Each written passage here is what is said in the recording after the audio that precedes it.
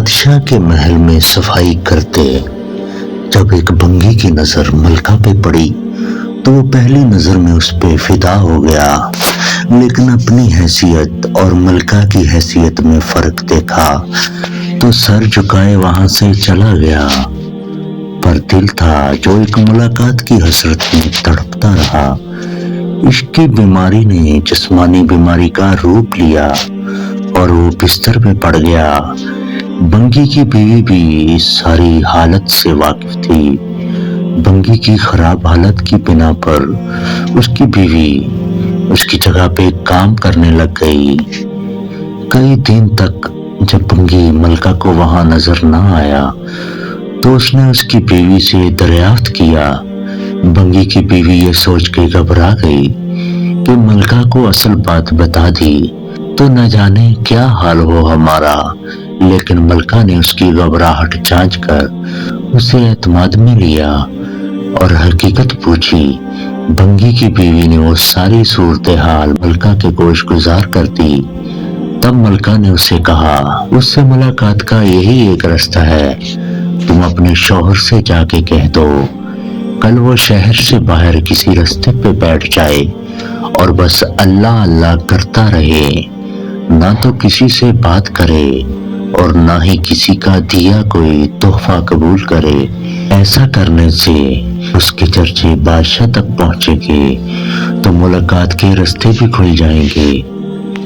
ملکہ کا پیغام سنتے ہی بنگی کی جان میں جان آئی اور وہ گدھاؤں کا بیس بدل کے ایک راستے پہ جا کے بیٹھ گیا اور اللہ اللہ کا ورد شروع کر دیا۔ آنے جانے والے اس سے متاثر ہوتے اور نذرانے ساتھ لاتے۔ وہ نہ سر اٹھا کے کسی کو دیکھتا نہ ہی کسی چیز کو ہاتھ لگاتا۔ کرتے کرتے خبر بادشاہ تک پہنچی اور اس نے وزیر کو بھیجا کہ دریافت کرو کہ کون ہے وہ اور اس کی سچائی کس حد تک ہے۔ وزیر نے واپس جا کر بادشاہ سے اس کی بہت تعریف کی۔ بادشاہ فیض پانے کی غرض سے خود چل کر اس کے پاس گیا۔ جب ہر طرف اس کے چرچے ہونے لگے تو ملکہ نے بادشاہ سے اس نیک انسان کی زیارت کی خواہش ظاہر کی۔ بادشاہ نے اجازت دے دی۔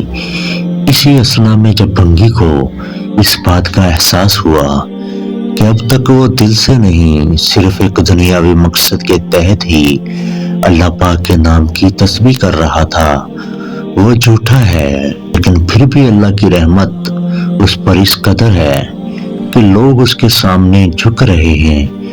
کیا بادشاہ اور کیا عام آدمی سبھی اسے عزت دے رہے ہیں۔ یہ کرامات تو صرف زبان سے وہ پاک نام لینے کی ہیں، اگر سچے دل سے اس نام کی تسبیح کی جائے تو اور کتنی رحمتوں کا نزول اس پہ ہوگا۔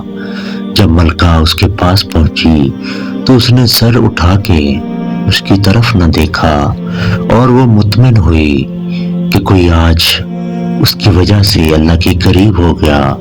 وہ روتی ہوئی واپس اپنے محل چلی گئی۔ بے شک اس پاک ذات کا ذکر اپنے آپ میں ایک رحمت ہے۔ بے شک اللہ کے ذکر سے ہی دل آرام پاتے ہیں۔ اللہ تعالیٰ اپنے ذکر کی توفیق ہمیں عنایت فرمائے اور جتنے بھی گھروں میں اور ہسپتالوں میں بیمار ہیں سب کو صحت کاملہ اور عاجلہ عطا فرمائے۔ آمین یا رب العالمین۔